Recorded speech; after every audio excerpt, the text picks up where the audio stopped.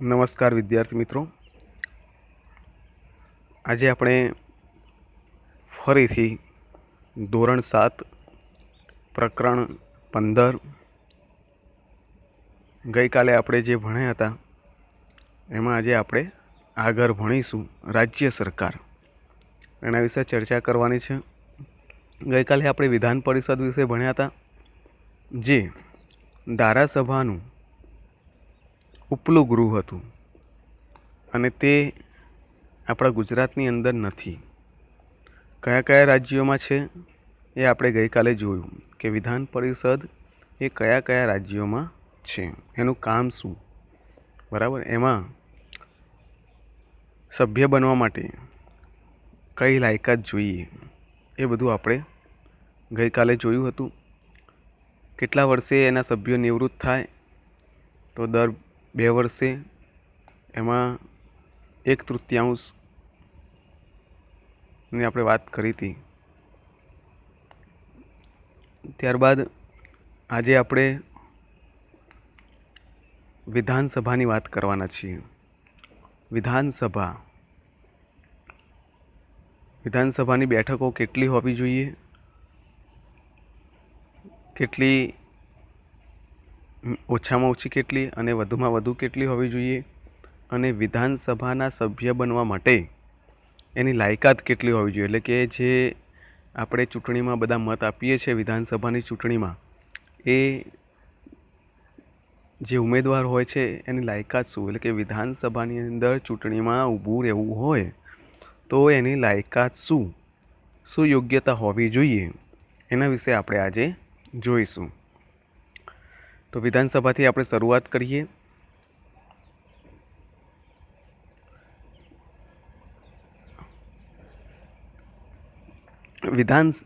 ધારાસભાના 2 ગૃહ હોય છે. જો પ્રશ્ન પૂછાય ધારાસભાના ગૃહ કેટલા છે, તો 2, એક વિધાન પરિષદ અને એક વિધાનસભા, બરાબર. હવે જે ઉપલું ગૃહ છે એને આપણે વિધાન પરિષદ કહીશું, અને નીચલું ગૃહ છે જેને વિધાનસભા કહેવાય, જે આજે આપણે ભણવાના છીએ. બંધારણની જોગવાઈ મુજબ વિધાનસભાની અંદર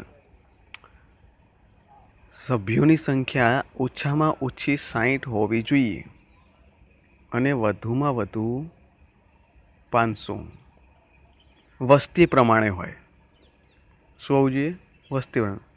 ગુજરાતમાં વસ્તી વધારે છે, બરાબર, તો એ વસ્તી પ્રમાણે ગુજરાતની વિધાનસભાની જે બેઠકો કહેવાય એ 182 છે, જ્યારે ગોવાની એ ઓછી છે. ઓછી એટલે કે 60થી ઓછી હોવી જોઈએ નહીં, બરાબર.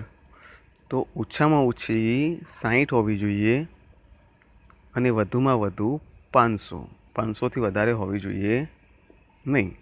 હવે એની લાયકાતની આપણે વાત કરીએ તો ભાઈ લાયકાત કેટલી હોવી જોઈએ,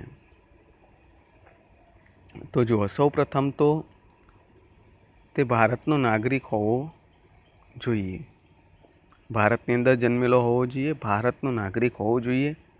તેની ઉંમર 25 વર્ષ અથવા તો એનાથી વધારે હોવી જોઈએ. 25 વર્ષથી ઓછી હોવી જોઈએ નહીં. જેની ઉંમર 25 વર્ષ અથવા તો તેનાથી વધારે હોય એ જ ધારાસભ્ય માટે લાયક ગણાય, બરાબર. આપણે આગળ જોયું હતું. પ્રશ્ન એ થાય કે સાહેબ 18 વર્ષ તમે કહેતા હતા. 18 વર્ષ એટલે 18 વર્ષના થઈએ એટલે આપણને મત આપવાનો અધિકાર મળે, બરાબર. ચૂંટણી જે આપણે વોટ આપવા જઈએ છીએ એ ક્યારે આપવા જઈ શકાય, તો 18 વર્ષ આપણે થાય એટલે આપણે મત આપી શકીએ. પરંતુ વિધાનસભાના સભ્ય બનવા માટે અથવા તો ચૂંટણીમાં ઊભા રહેવા માટે વિધાનસભાની, એમાં આપણને કેટલા વર્ષ થવા હોવા જોઈએ? 25 વર્ષ અથવા તો એનાથી વધારે, 25, 26, 27, 28 જેટલા પણ હોય, બરાબર. ચાલો. તે સરકારી સંસ્થામાં સવેતન હોદ્દો ધરાવતો હોવો જોઈએ નહીં. તે સરકારી સંસ્થામાં નોકરી કરતો હોવો જોઈએ નહીં, સરકારી નોકરી કરતો હોવો જોઈએ નહીં, બરાબર. સમજ પડે છે? સરકારી સંસ્થામાં સહવેતન હોદ્દો એટલે કે વેતન લેતો હોવો જોઈએ નહીં. દાખલા તરીકે કોઈ વ્યક્તિ સ્કૂલમાં જોબ કરે છે સરકારી, તો એ ચૂંટણીમાં ના ઊભો રહી શકે. પરંતુ બીજી વાત એ છે કે જો અગર એ રાજીનામું આપી દે પછી એ ચૂંટણીમાં ઊભો રહી શકે. તે વ્યક્તિ અસ્થિર મગજનો કે સજા પામેલ ગુનેગાર હોવો જોઈએ નહીં. તે વ્યક્તિ અસ્થિર મગજ એટલે કે મગજ અસ્થિર ના હોવું જોઈએ. અસ્થિર એટલે કે જેને આપણે પાગલ કહીએ, બરાબર. અસ્થિર મગજનો ના હોવો જોઈએ, બરાબર. અને ગુનેગાર હોવો જોઈએ નહીં. કોઈ પણ ગુનામાં એની સંડોવણી ન હોવી જોઈએ. આટલી યોગ્યતા હોવી જોઈએ, બરાબર. ભારતના દરેક રાજ્યમાં વિધાનસભા છે. ભારતના જેટલા પણ રાજ્યો છે એ બધા જ રાજ્યોની અંદર વિધાનસભા આવેલી છે. રાજ્યના વિસ્તારોને જુદા જુદા મત વિભાગમાં વહેંચવામાં આવે છે. જુદા જુદા મત વિસ્તારની અંદર વહેંચવામાં આવે છે અને દરેક મત વિસ્તારમાંથી એક એક સભ્ય ચૂંટાય. દાખલા તરીકે આપણે વાત કરીએ કલોલ, બરાબર. તો કલોલની એક સીટ છે, માણસાની એક સીટ છે, બરાબર ને. તો આવી રીતે દરેક મત વિસ્તારને વસ્તી પ્રમાણે બેઠકો નક્કી કરવામાં આવે. જો વધારે વસ્તી હોય તો ભલે ગામ શહેર એક જ હોય કે ગામ એક જ હોય, પણ એની 2 બેઠકો આપવી પડે.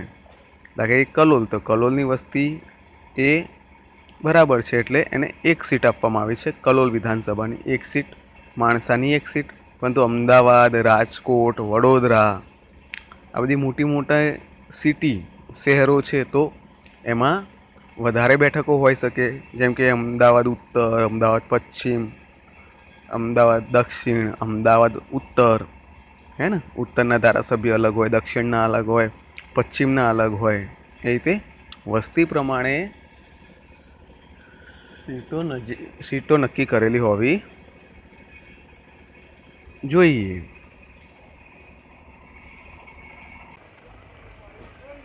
વિદ્યાર્થી મિત્રો, તો આપણે જોયું કે અલગ અલગ મત વિસ્તારમાંથી ઉમેદવારો અથવા તો વિધાનસભ્યો ઊભા રહે છે અને સભ્ય તરીકે ચૂંટાય છે. ગુજરાત રાજ્યની વિધાનસભાની કુલ બેઠકો 182 છે. પ્રશ્ન પૂછાય કેટલી છે? 182. દરેક રાજ્યની વિધાનસભામાં ધારાસભ્યોની સંખ્યા જુદી જુદી હોય છે, કે વસ્તી પ્રમાણે સભ્યોની સંખ્યા હોય છે. ગુજરાતમાં 182 છે તો ઉત્તર પ્રદેશમાં 182 હોય એવું બની શકે નહીં. ઉત્તર પ્રદેશમાં વસ્તી કેવી છે? વધારે છે, તો ત્યાંની બેઠકો કેવી હોય? વધારે હોય. ગોવામાં વસ્તી ઓછી છે, બરાબર. તો ઓછી વસ્તી હોય તો બેઠકો પણ કેવી હોય? ઓછી, પરંતુ 60થી ઓછી હોવી જોઈએ નહીં, અને વધુમાં વધુ 500, બરાબર. તો વસ્તીના આધારે બેઠકો નક્કી કરવામાં આવે છે. મોટે ભાગે વિધાનસભ્યો અથવા ધારાસભ્યો અલગ અલગ પક્ષના હોય. કોંગ્રેસ પક્ષના પણ હોય, ભાજપ પક્ષના પણ હોય, કે કોઈ બીજી પાર્ટીના પણ હોય, અલગ અલગ પક્ષના હોય. ક્યારેક ક્યારેક તો એવું પણ બને કે અપક્ષમાંથી કેટલાક ધારાસભ્યો ચૂંટાઈને આવે. જેમ કે આપણે ગુજરાત વિધાનસભાની વાત કરીએ તો જિજ્ઞેશભાઈ મેવાણી, બરાબર, એ અપક્ષમાંથી ચૂંટાઈને આવ્યા છે. ગુજરાત વિધાનસભાનું જે ભવન છે એ ગાંધીનગરની અંદર આવેલું છે. આપણે ગઈકાલે પણ જોયું હતું ચિત્રમાં કે ગુજરાત વિધાનસભાનું ભવન એ ગાંધીનગરની અંદર આવેલું છે અને તેનું નામ છે વિઠ્ઠલભાઈ પટેલ ભવન. શું નામ છે? વિઠ્ઠલભાઈ પટેલ ભવન. તો હવે આગળ જોઈએ ચૂંટણી કેવી રીતે થાય, બરાબર. તો આપણે ગઈકાલે પણ જોયું હતું કે ચૂંટણી એ મોટે ભાગે જ્યારે પણ ચૂંટણીનો પ્રશ્ન પૂછાય છે તો મોટે ભાગે 5 વર્ષ જ આવે છે. તો દર 5 વર્ષે ચૂંટણી થાય છે. ગ્રામ પંચાયતની હોય, નગરપાલિકાની હોય, મહાનગરપાલિકાની હોય, વિધાનસભાની હોય કે લોકસભાની હોય, દર 5 વર્ષે ચૂંટણી થાય છે. વિધાનસભાનો જે સભ્ય બને, જેમ કે ચૂંટાઈને કોઈ વ્યક્તિ જીતી જાય, બરાબર, વધારે મત મળે ને જીતીને એ ચૂંટી આવે તો એ વિધાનસભ્ય બનશે, બરાબર, જેને આપણે ધારાસભ્ય કહીએ છીએ. અંગ્રેજીમાં આપણે એને MLA તરીકે ઓળખીશું. MLA અહીંયા લખેલું છે, જો MLA. ઇંગ્લિશમાં એને શું કહેવાય? MLA. આપણે ગઈકાલે પણ જોયું હતું, મેમ્બર ઓફ લેજિસ્લેટિવ એસેમ્બલી. એનું પૂરું નામ છે MLAનું પૂરું નામ. તો MLA તરીકે પણ ઓળખાય છે. આ MLAની પસંદગી કેવી રીતે થાય? તો લોકો દ્વારા ચૂંટણી થાય. જો આપણે ગઈકાલે પણ જોયું હતું કે ચૂંટણીમાં ઊભા રહીએ વિધાનસભાની, બરાબર, અને એમાં જો લોકો એટલે કે પ્રજા અથવા તો લોકો આપણને મત આપે અને આપણે જીતીએ તો જ આપણે વિધાનસભ્ય બની શકીએ. જુદા જુદા રાજકીય પક્ષો પોતાના પ્રતિનિધિઓને વિધાનસભાની ચૂંટણીમાં પોતાના પક્ષના ઉમેદવાર તરીકે ઊભા રાખે છે. ભાજપ, કોંગ્રેસ કે બીજો કોઈ અન્ય પક્ષ હોય, દરેક પક્ષના જે પાર્ટી છે એ પાર્ટી પોતાના સભ્યોને વિધાનસભાની ચૂંટણીમાં ઊભા રાખે છે. જેમ કે કલોલની આપણે વાત કરીએ તો કલોલમાંથી આપણે ભાજપ અને કોંગ્રેસ અને અપક્ષ એમ 3 ઉમેદવારો ઊભા હતા, બરાબર. ભાજપમાંથી એક ઊભા રહે, એટલે કે ભાજપે એક ઉમેદવાર ઊભો રાખ્યો, એક કોંગ્રેસે ઊભો રાખ્યો અને એક અપક્ષમાંથી ઊભા રહ્યા. તો એમાંથી પ્રજા જેને વધારે મત આપશે એ પક્ષનો ઉમેદવાર જીતશે. જેમ કે બળદેવજી ઠાકોર કયા પક્ષના છે? કોંગ્રેસના. તો એ જીતી ગયા અને અતુલભાઈ પટેલ જે ભાજપમાં હતા તે હારી ગયા, બરાબર છે. તો મિત્રો, એવું બની શકે કોઈ પણ આપણે જેને મત આપવો હોય એને આપણે આપી શકીએ. પ્રજા જેને મત આપે એ વ્યક્તિ, એ ઉમેદવાર ધારાસભ્ય બનીને ચૂંટાઈને આવશે, બરાબર. હવે જો આપણે જોયું કે દરેક બેઠકો 182 બેઠકો ઉપર આવી રીતે ઉમેદવારો ઊભા રહેશે. એક ભાજપનું, એક કોંગ્રેસનું અને અપક્ષનું, બરાબર. એમ બીજી પણ પાર્ટી હોઈ શકે, બરાબર. એવું ના હોય કે 2 જ પાર્ટી હોય, બરાબર. બીજી ઘણી બધી પાર્ટી હોય, બરાબર. પણ આપણે ખાલી ઉદાહરણ લીધું કોંગ્રેસ, ભાજપ અને અપક્ષનું. તો હવે આપણે 182ની વાત કરીએ છીએ તો 182 સીટ ઉપર, બેઠકો ઉપર, બરાબર, 182 બેઠક ઉપર કોંગ્રેસનો 1, ભાજપનો 1 અને અપક્ષ એમ કુલ 3 ઉમેદવારો ઊભા રહે દરેક સીટ ઉપર, બરાબર. તો હવે આખા ગુજરાતમાંથી સૌથી વધારે જનતા અથવા તો પ્રજા જેને મત આપીને ચૂંટશે, બરાબર, એની સરકાર બનશે. 182માંથી જેની પાસે વધારે બેઠકો આવે, જે પક્ષ વધારે બેઠકો જીતી જાય એની સરકાર બનશે, બરાબર. સરકાર બનવા માટે 50%થી વધુ સીટો હોવી જોઈએ, બરાબર. કેટલી હોવી જોઈએ? 50%થી વધુ સીટો હોવી જોઈએ. 182ના અડધા કેટલા થાય? 50% એટલે 91, બરાબર. તો એનાથી વધારે સીટો હોવી જોઈએ. 92, 93, 95, બરાબર, 100, 105, 110, 120, બરાબર. ટૂંકમાં 50% કરતાં વધારે સીટ આવી જોઈએ, બેઠકો આવી જોઈએ. દાખલા તરીકે ભાજપને 95 અથવા તો 100 સીટ મળી જાય તો કોની સરકાર બનશે? ભાજપની. દાખલા તરીકે કોંગ્રેસને 110 સીટ મળી 182માંથી તો કોની સરકાર બનશે? કોંગ્રેસની. મતલબ એવો થાય કે જે પક્ષને વધારે સીટો મળે, વધારે બેઠકો મળે, બરાબર, 182માંથી જે વધારે સીટ લઈ જાય, વધારે બેઠકો પ્રાપ્ત કરી જાય એ પક્ષની સરકાર બનશે, બરાબર. જેને આપણે બહુમતી કહીએ. શું કહેવાય એને? બહુમતી. કે ભાઈ કોને બહુમતી મળી? તો કે ભાઈ ભાજપને બહુમતી મળી. બહુમતી એટલે વધારે મતો, બરાબર. વધારે બેઠકો કોને મળી? તો ભાજપને અથવા તો કોંગ્રેસને, જેને પણ, બરાબર. ચાલો, તો જેને વધારે બહુમતી મળી હોય એ પક્ષ પોતાની સરકાર બનાવશે, બરાબર, અને વિધાનસભાના સભ્ય લોકોનું પ્રતિનિધિત્વ કરશે. એટલે કે વિધાનસભાની અંદર જે ચૂંટાઈને ગયા હોય બધા વિધાનસભામાં જાય, જે હારી ગયા લોકો ના જાય, તો જે ચૂંટાઈને જશે એ લોકોનું પ્રતિનિધિત્વ કરશે. સમયગાળાની વાત કરીએ તો આપણે કહ્યું કે આગળ કે મોટે ભાગે 5 વર્ષ હોય છે, બરાબર. તો વિધાનસભા એ કાયમી ગૃહ નથી, બરાબર. એટલે કે કાયમી એકવાર ચૂંટાઈને આવ્યા એટલે કાયમી આપણે એમાં પ્રતિનિધિ રહીએ એવું બની શકે નહીં. એની મુદત 5 વર્ષની છે. દર 5 વર્ષે ચૂંટણી થાય, ફરીથી ચૂંટણી આવે 5 વર્ષે, એટલે 5 વર્ષે એનું વિસર્જન થઈ જાય, બરાબર. એટલે કે વિધાનસભા જે ચૂંટાઈને આપણે પ્રતિનિધિઓ આવ્યા હોય એમનો સમયગાળો 5 વર્ષનો હોઈ શકે.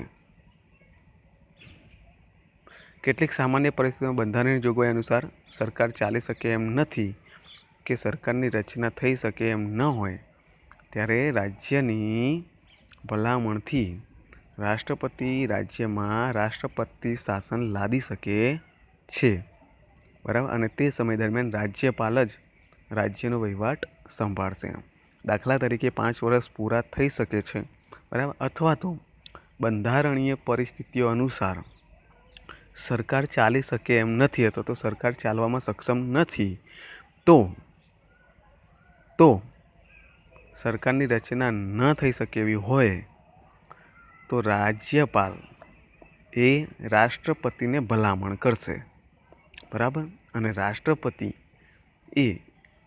એ રાજ્યની અંદર રાષ્ટ્રપતિ શાસન લાગુ કરી શકે છે અને એનો વહીવટ રાજ્યપાલ કરી શકે, બરાબર. રાષ્ટ્રપતિ શાસન લાદી શકે છે. ચાલો, દાખલા તરીકે આપણે ગુજરાતની વાત કરીએ કે ભાઈ ગુજરાતની અંદર ચૂંટણી થઈ, બરાબર. ભાજપની સરકાર બની અથવા તો કોંગ્રેસની સરકાર બની, બેમાંથી જેની પણ સરકાર બને, પરંતુ સરકાર ચલાવવામાં અથવા તો રચવામાં સક્ષમ ના હોય, બરાબર, અને અથવા કોઈ પ્રોબ્લેમ અથવા તો સમસ્યા ઊભી થાય તો રાજ્યપાલ એ દિલ્હીની અંદર આવેલા રાષ્ટ્રપતિ, બરાબર, એમને માહિતગાર કરશે અને એટલે કે જાણકારી આપશે. અને જાણકારી આપ્યા બાદ રાષ્ટ્રપતિ જે છે એ ત્યાં ગુજરાત ઉપર રાષ્ટ્રપતિ શાસન લાગુ કરશે અને એનો વહીવટ રાજ્યપાલને સોંપી દેશે. એટલે કે મુખ્યમંત્રી કે નાયબ મુખ્યમંત્રી એવું કશું રહેશે નહીં. ડાયરેક્ટ કોણ સંભાળશે રાજ્યપાલ. ચાલો, વિધાનસભ્યો તેમનામાંથી વિધાનસભાના સરળ સંચાલન માટે એક અધ્યક્ષ અને એક ઉપાધ્યક્ષની ચૂંટી કાઢે છે. જો જે વિધાનસભ્યો ચૂંટાઈને વિધાનસભામાં જાય 182, બરાબર, એ 182માંથી કોઈ એક ઉમેદવારને જે ચૂંટાઈને ગયા હોય 182માંથી એમાંથી એકને સ્પીકર બનાવવામાં આવશે, એટલે કે અધ્યક્ષ, અને બીજા હોય એમને ઉપાધ્યક્ષ તરીકે ચૂંટી કાઢવામાં આવે છે. દાખલા તરીકે સ્કૂલની આપણે વાત કરીએ તો શાળાનો જે ક્લાસ છે આપણો, એ ક્લાસની અંદર આપણે મોનિટર બનાવીએ છીએ. કોઈ એક મોનિટર છે તો તે મોનિટર ગેરહાજર હોય તો એની જગ્યાએ બીજો કોણ રહેશે મોનિટર? તો આપણે 2 વિદ્યાર્થીઓને મોનિટર બનાવીએ છીએ, બરાબર. એક ગેરહાજર હોય તો બીજો કામ કરી શકે, બરાબર, ક્લાસનું સંચાલન કરી શકે. એવી રીતે વિધાનસભાની અંદર પણ અધ્યક્ષની નિમણૂક કરવામાં આવે છે. આપણા અધ્યક્ષનું નામ છે રાજેન્દ્ર ત્રિવેદી, બરાબર. હવે આગળ જોઈએ. વિધાનસભાની અંદર નાણાકીય તથા સામાન્ય ખરડાઓ રજૂ થઈ શકે છે. ખરડા, બરાબર. અને ખરડા રજૂ કરવા એટલે કે મંજૂરી માટે કોઈ પણ નાણાકીય ખરડો કે સામાન્ય ખરડો રજૂ કરવો હોય, દાખલા કે આપણે કોઈ કાયદો બનાવવો હોય તો શરૂઆતમાં ગઈકાલે પણ આપણે કહ્યું હતું કે કાયદો બનાવવો હોય તો પહેલાં ખરડો રજૂ કરવું પડે. વિધાનસભાના સભ્યો બધા સહમત થવા જોઈએ, સર્વાનુમતિ બધાની હોવી જોઈએ, અને ત્યારબાદ એ રાજ્યપાલ પાસે જશે, બરાબર. વિવિધ તબક્કામાંથી પસાર થઈ એ રાજ્યપાલની પાસે જશે. રાજ્યપાલ એની મંજૂરી આપે તો જ એ કાયદો બને. કે રાજ્યપાલ એની ઉપર સહી કરે તો જે કાયદો બનશે. બરાબર. ચાલો,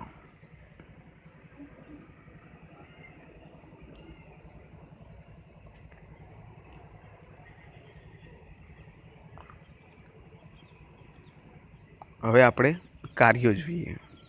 કાર્યો. બરાબર. કે વર્તમાન કાયદાઓમાં સુધારા વધારા કરવા, જરૂર જણાય ત્યારે નવા કાયદા ઘડવા, જૂના તથા અપ્રસ્તુત કાયદાઓને રદ કરવા, અંદાજપત્ર મંજૂર કરવું અને કારોબારી ઉપર અંકુશ રાખવો. આ બધા કાર્યો છે. બરાબર. આપણે કોના વિશે ચર્ચા કરીએ છીએ? વિધાનસભા વિશે. ઠીક છે.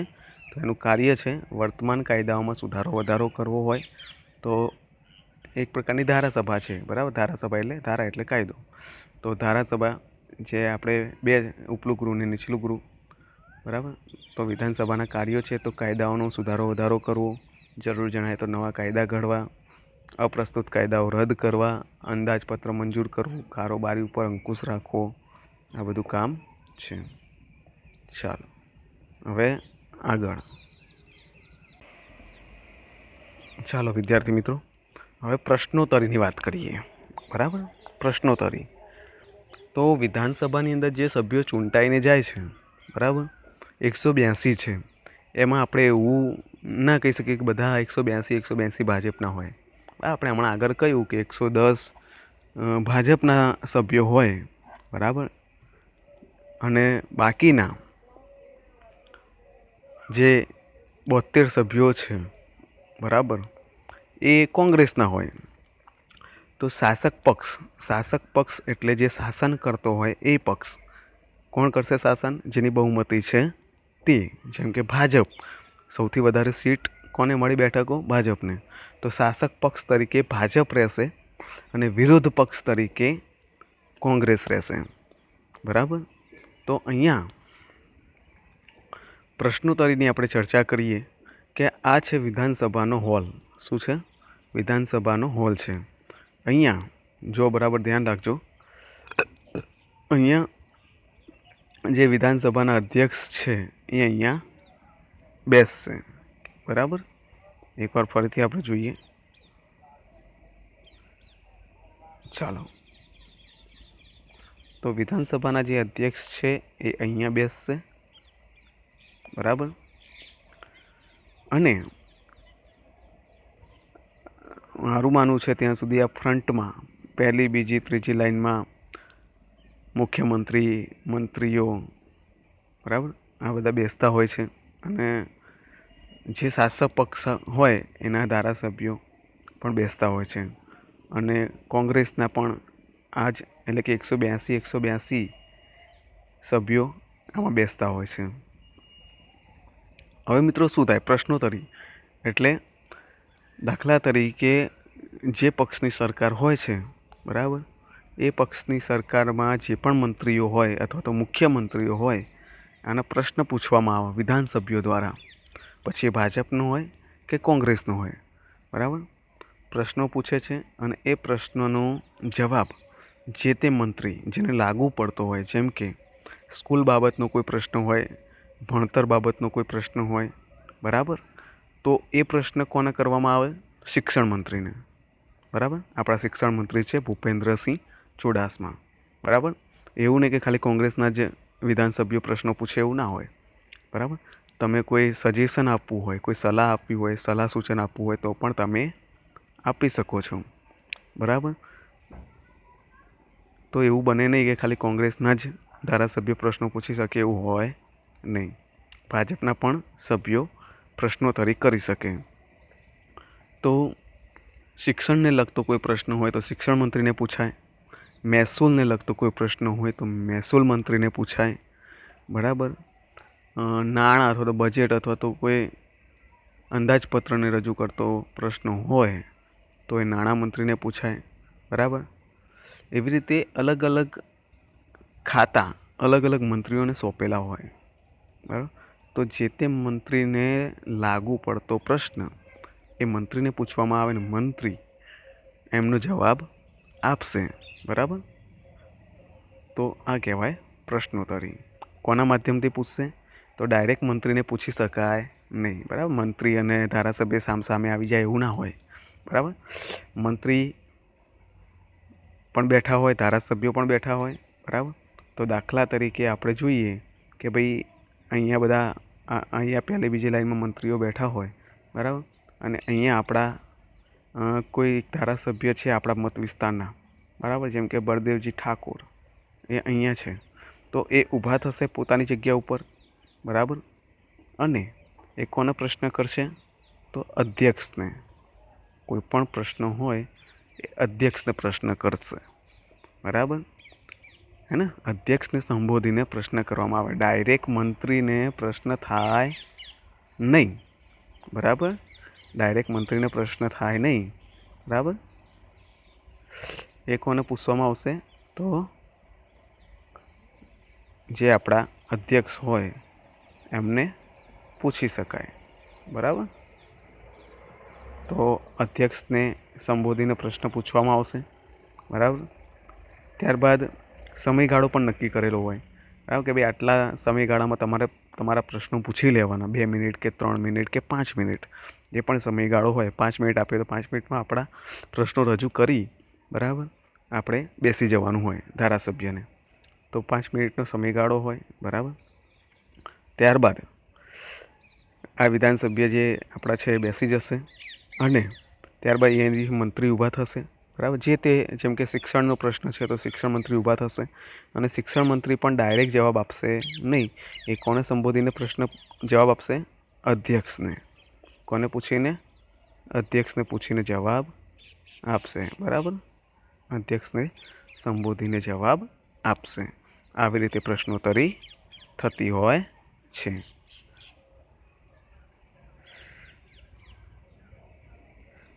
ચાલો મિત્રો, હવે આપણે કારોબારીની વાત કરીએ, બરાબર.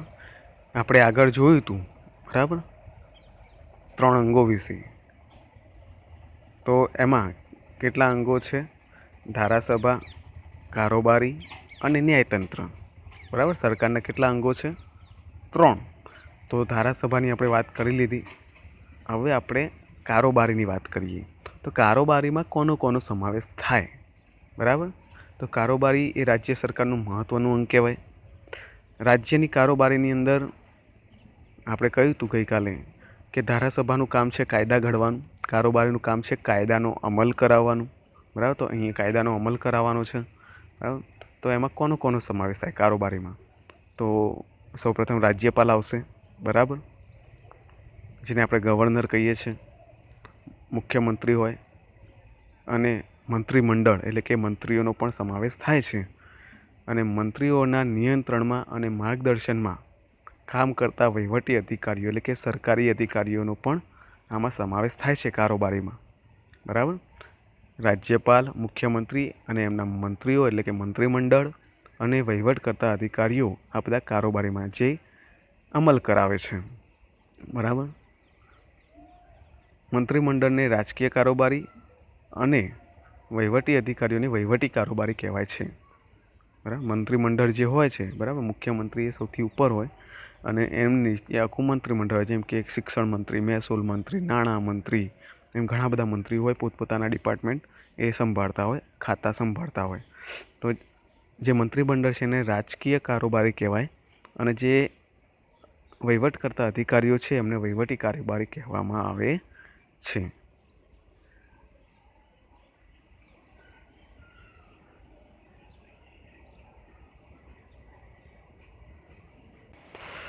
ચાલો વિદ્યાર્થી મિત્રો, હવે આપણે આવતીકાલે કારોબારી વિશે ચર્ચા કરીશું. કારોબારીના કાર્યો શું? ગવર્નર એટલે કે રાજ્યપાલ અને રાજ્યપાલના કાર્યો શું? બરાબર. મુખ્યમંત્રીના કાર્યો શું? એ બધું આપણે આવતીકાલે ભણીશું. પરંતુ એ પહેલાં તમારે આટલું વાંચી લેવાનું રહેશે, બરાબર.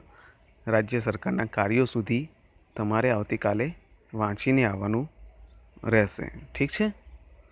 તો આવતીકાલે આપણે ફરીથી મળીશું. જય હિન્દ.